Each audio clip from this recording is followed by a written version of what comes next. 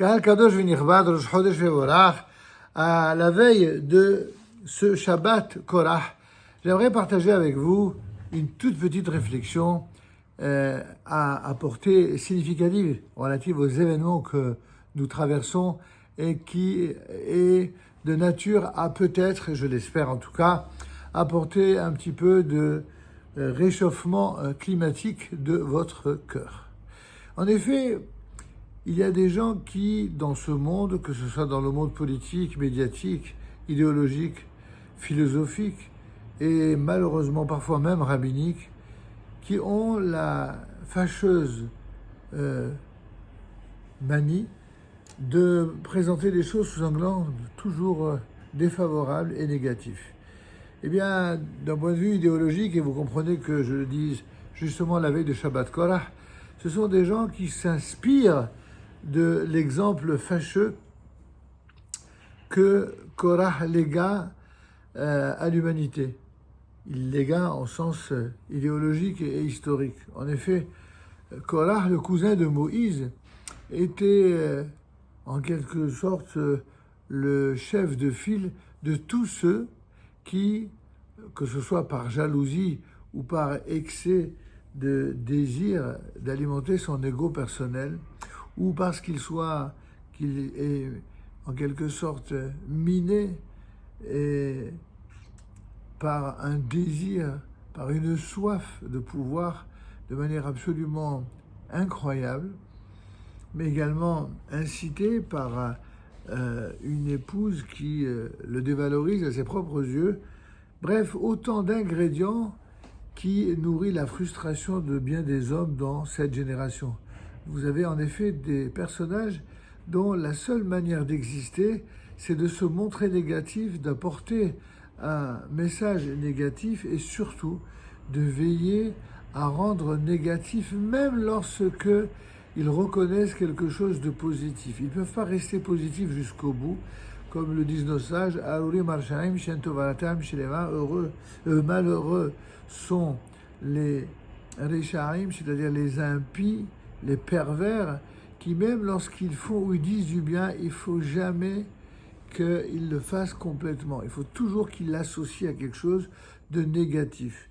Cette malveillance, ce regard négatif sur les réalités, mais également sur les situations, sur les personnes, sur les situations que connaissent les différentes parties du monde, il y a des personnages, qu'ils soient responsables politiques, idéologiques, qu'ils soient des médias, eh bien, il en existe aujourd'hui comme hier. Quel est leur point commun ?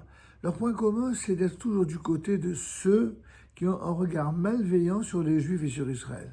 Ce n'est pas une obsession, c'est une réalité. Ouvrez les yeux autour de vous. Il y a des gens qui n'existent politiquement, idéologiquement, que par leur positionnement contre les Juifs ou contre Israël, voire les deux. Il n'existe pas autrement que comme cela. Et souvent, ils sont mus par une déficience, d'abord morale, mais également une déficience à la qualité qui consiste à rechercher la vérité. Et enfin, une autre forme de déficience, celle d'admettre et d'accepter qu'il existe tout simplement des personnes et même des peuples qui ont des comportements meilleurs et plus exemplaires. Pour cela, il faut des dirigeants, que ce soit des dirigeants politiques, idéologiques ou religieux, qui soient eux-mêmes exemplaires. Et ces dirigeants-là, on ne peut les compter, que ce soit en Israël, en France, aux États-Unis ou ailleurs, que parmi des personnages qui non seulement essayent d'être exemplaires dans leur comportement moral, mais aussi dans leur fidélité à leur peuple, à leur Dieu, pour ceux qui sont croyants, mais aussi à leur nation. Nous le disons ici et répétons à maintes reprises, le mot nation n'est pas un gros mot, ça n'est pas un mot tabou comme certains ont voulu lui donner une connotation négative, péjorative, incroyable. Ce que Korach a fait, c'est exactement cela qu'il faut combattre. À savoir, il faut toujours s'opposer dans toute structure humaine à ceux qui de l'intérieur organisent l'opposition. Il ne faut jamais accepter une opposition.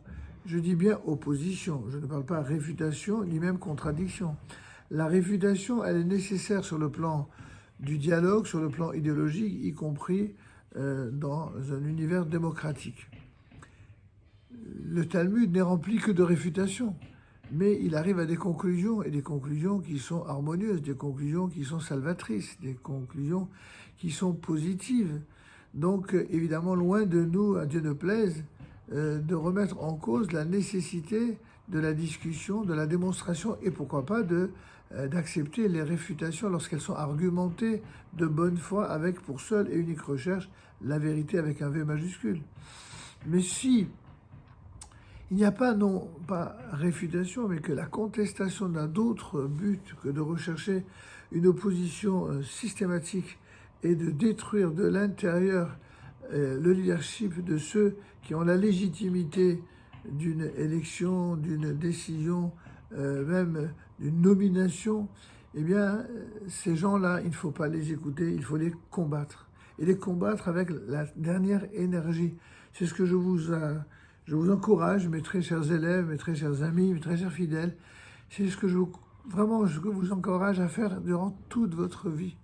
Soyez toujours du côté de la légitimité de ceux qui sont droits, intègres, exemplaires et qui recherchent le bien de leur entourage, le bien évidemment de leur nation et le bien d'Israël, car cela va de pair.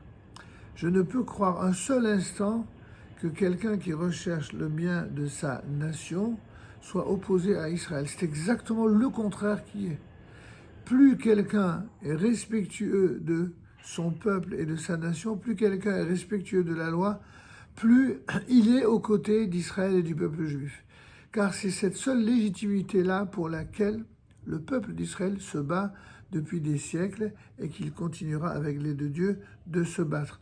Quant à ceux qui ont l'esprit chagrin, qui sont incapables de comprendre la lumière qui existe dans ce peuple, cette volonté réelle d'unifier autour de ceux qui sont attirés par l'unité autour du bien, alors nous prions le ciel en cette veille de Shabbat Korah pour que ceux qui sont encore frappés par la cécité, qu'il y ait un miracle, que Dieu leur ouvre les yeux, et que ceux qui, au fond d'eux-mêmes, sont des êtres bien, et nous pensons que c'est l'éclatante majorité du genre humain, contrairement à ce que certains esprits chagrins font souvent à croire, eh bien, à ces gens-là, c'est à ceux auprès d'eux que nous exprimons et auxquels nous nous adressons, qu'ils soient juifs, qu'ils soient chrétiens, musulmans, qu'ils soient tout simplement de fidèles républicains ou tout simplement des passionnés de la démocratie, mais avec les vertus morales qui doivent l'accompagner. À tout cela, nous leur disons clairement, rejoignez la légitimité d'Israël, rejoignez la légitimité des combats d'Israël, et comme le dit la Torah, tous ceux qui bénissent Israël seront bénis, et tous ceux qui maudissent Israël, eh bien, hériteront malheureusement pour eux de la malédiction. Soyez tous bénis avec l'aide de Dieu. Amen. Ken Yereson. Rosh Chodesh Mevorach, Shabbat Shalom Umevorach.